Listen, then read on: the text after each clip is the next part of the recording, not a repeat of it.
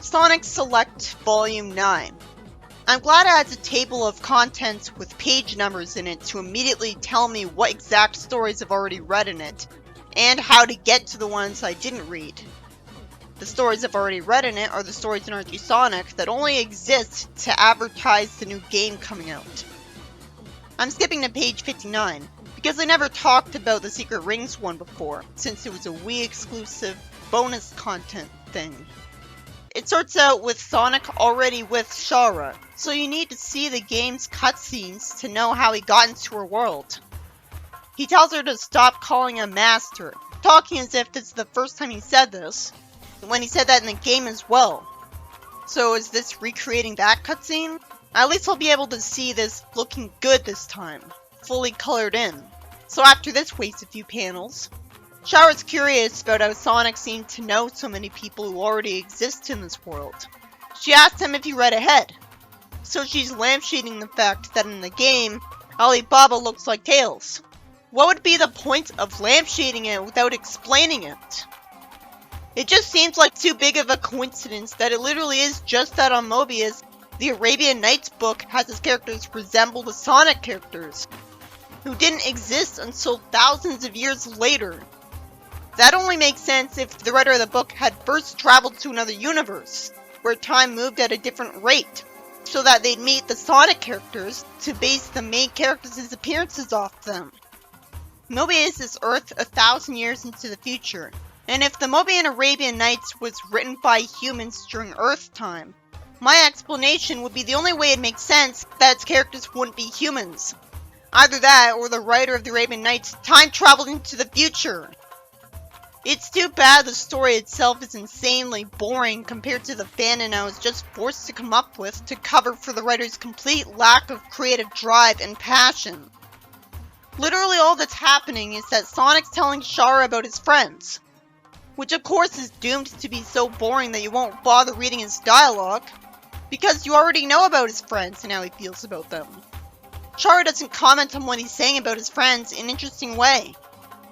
So after that boring waste of comic space that most people skipped, Sonic spin dashes at one of Razor's minions. It's ridiculous looking, struggling to live with no eyeballs. At least it's interesting that it's organic instead of Sonic defeating a robot as usual.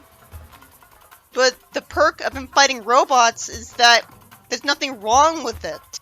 It's weird that he doesn't have any kind of problem whatsoever with defeating these things when they're organic beings.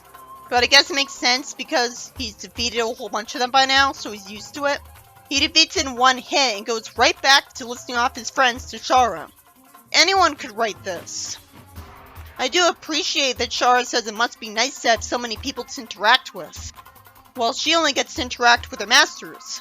I wish the story started here. She looks so sympathetic because she's sad. What's really interesting is that she even says she'd like to have an enemy, just to have someone to be passionate about. That surprised me because her only personality beyond meekness is being cautious and telling Sonic to stop being fun. So this strikes me more as her not even knowing what she wants, and just wishing she was able to enjoy having an enemy like Sonic does. She explains that the spirits he sees have been created by the words stolen by a Razor. It'd be way less convoluted if she just said, created by a Razor's magic, and only exists from his malice and to do his will. That's no different than Eggman's robots, but we don't even see Sonic say that. Sadly, Sonic interrupts her when she trails off about a Razor. This could have gone into her past relationship with him.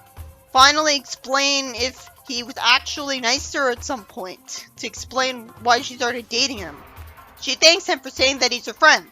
I like that he tells her that they should go adventuring together after this is all over. He wants to travel this fantasy world and have some fun. That would have obviously made a better story. We get to see an actual plot. They might be doing stuff they didn't do in the game. World building Shara's world. Though it's probably just like Earth was in Arabian Nights times. It's got dinosaurs in it though. What else could it have? Then my time is wasted reminding me about why Sonic has fire in his chest, which the game already explained. Shara makes it clear that she's surprised that Sonic saved her when they've just met. Didn't the game already have a scene like this? What's the point? Chara's either just that weak of a genie or doesn't believe that any brainwashing is right if she won't ever use her genie magic to make Razor as heroic as Sonic. I mean, wouldn't you just think of it as returning him to the way he's supposed to be? Because wouldn't he have been nice when she first met him? She thanks him for saving her from the fire arrow as I'm insanely bored. Chara's just slowing Sonic down because he just insists on stopping to stand still when talking to her for no reason, when she's been able to keep up with him just fine. It's plausible that a genie could magically fly as fast as Sonic. She does keep up with him in the game. The story ends with him looking over at a pirate ship where the next world ring is. Well, that was a lazy fanfiction. I like that Chara was sympathetic when she wished that she had as many friends as Sonic. It developed in her character to point out how lonely she'd be as a genie. But most of the story was an insanely boring waste of time most people would skip, where Sonic recapped how his friends are to Chara, which anybody could write. Where they just move ahead the whole story doing nothing interesting. I wish at least some of the story could be about them having fun exploring the world after Razor's defeat, seeing new places to give the story a point. But that required creativity and passion from someone who was uncreative enough to write Sonic fanfiction instead of inventing his own franchise, and being a novelist. Even Ghosts of the Future handled the premise of Sonic being in the Arabian Nights better than this, because it showed a new adventure with Rouge, Shadow, and Blaze in it. I'm not sure if he had much room to work with creatively, if it was just a story to promote Sonic and the Secret Rings. But even if he wasn't allowed to be interesting with it, the fact remains that it was still boring to read. Now for page 90. Sonic's being bothered by Eggman's mecha in Egg Station, jumps on something and spin dashes at it, and leaves the mecha behind to explode. I guess Eggman had rings to survive that, or the explosion conveniently avoided him.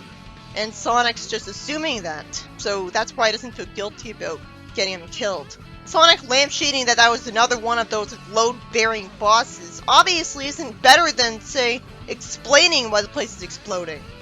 Have it be said that Sonic brought explosives to this place that were on a timer. Tails could have done that. Instead, he jumps into the vacuum of space with a smile so that he's totally impossible to relate to without even a bubble shield, and goes into a rocket to return to Tails, who he thanks for the ride. Couldn't he have just gone into the rocket when it was in the egg station? Couldn't it have been in there? Once he have landed it in there? Tails says that Little Planet's about to make its return. So a page is wasted on recapping Sonic CD. And I'm absolutely baffled that Tails was made an idiot and asked what Sonic was even talking about because of that. You'd think he would have told Tails all about Sonic CD right after that happened.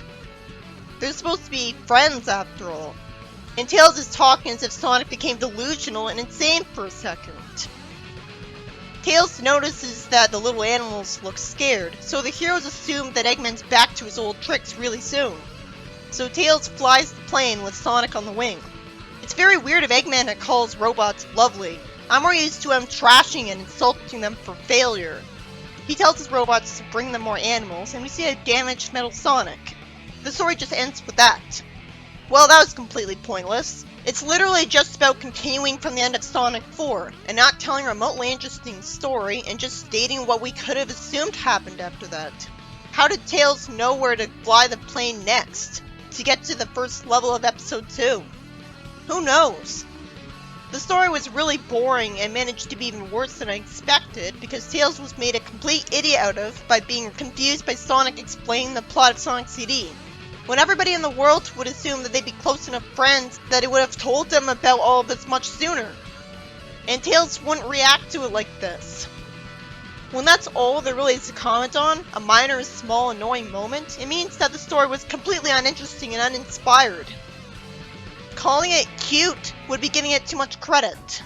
Uncreative. I assume these two stories weren't given much room to work with, but still. Those stories were by Ian Flynn and were barely worth reading because they had almost no originality at all.